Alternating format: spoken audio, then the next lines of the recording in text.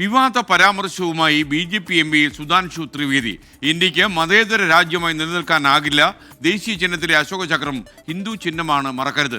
മതേതരത്വത്തിന്റെ പേരിൽ വിശ്വാസത്തിനുമേലും സംസ്കാരത്തിനുമേലും കടന്നുകയറുകയാണെന്നും സുധാൻഷു ത്രിവേദി വിമർശിച്ചു. ഒരുപക്ഷെ വലിയ വിവാദമുണ്ടാക്കാൻ സാധ്യതയുള്ള ഈ പ്രസ്താവന ഏത് സാഹചര്യത്തിലാണ് അദ്ദേഹം നടത്തിയതെന്നറിയില്ല. അച്യുതൻ ഡൽഹിയിൽ നിന്ന് വിവരങ്ങളുമായി ചേരുകയാണ്. അച്യുതൻ, പ്രൈം ടൈമിലേക്ക് സ്വാഗതം. എന്താണാവോ അദ്ദേഹത്തെ ഇങ്ങനെ പ്രകോപിപ്പിച്ചത്? മതേതരത്വത്തിന്റെ പേരിൽ ഇന്ത്യക്ക് നിലനിൽക്കാൻ കഴിയില്ല എന്നുള്ള പ്രസ്താവന.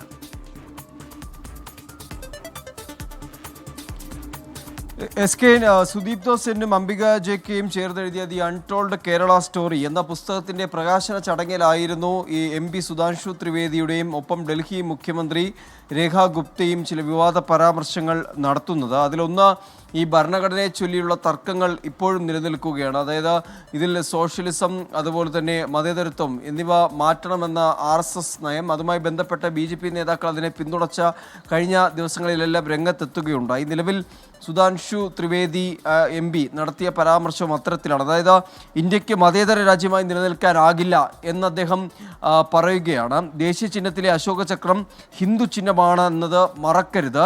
ഒപ്പം തന്നെ മതേതരത്വത്തിൻ്റെ പേരിൽ വിശ്വാസത്തിനുമേലും സംസ്കാരത്തിനുമേലും കടന്നുകയറുകയാണ് എന്ന തരത്തിലൊരു വിവാദ പരാമർശമാണ് MP സുധാൻഷു ത്രിവേദി ഈ പുസ്തക പ്രകാശന ചടങ്ങിൽ പറഞ്ഞിരിക്കുന്നത് എന്നുള്ളതാണ്.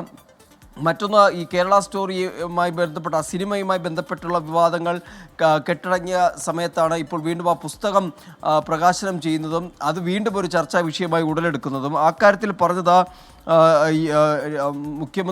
ഡൽഹി മുഖ്യമന്ത്രി രേഖ ഗുപ്തയാണ്. അതായത് കേരള സ്റ്റോറി ധീരമായ തുറന്നു പറച്ചിലിൻ്റെ കൂടി ഒരു സിനിമയാണ്, അത് പലരുടെയും കണ്ണു തുറപ്പിച്ചു എന്ന് ഡൽഹി മുഖ്യമന്ത്രി പറയുന്നു. സത്യം പറയാൻ ഭയക്കുന്ന കാലമാണ്. എന്തുകൊണ്ടാണ് രാഷ്ട്രീയ പാർട്ടികളും മാധ്യമങ്ങളും കേരളത്തിലെ സാഹചര്യത്തെക്കുറിച്ച് സംസാരിക്കുന്നില്ല എന്ന തരത്തിലൊരു വിമർശനം രേഖ ഗുപ്ത ഉന്നയിക്കുന്നുണ്ട്.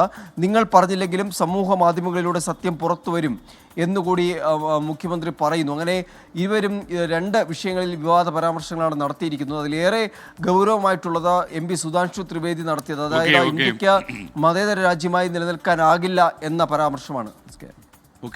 Thank you Achuthan.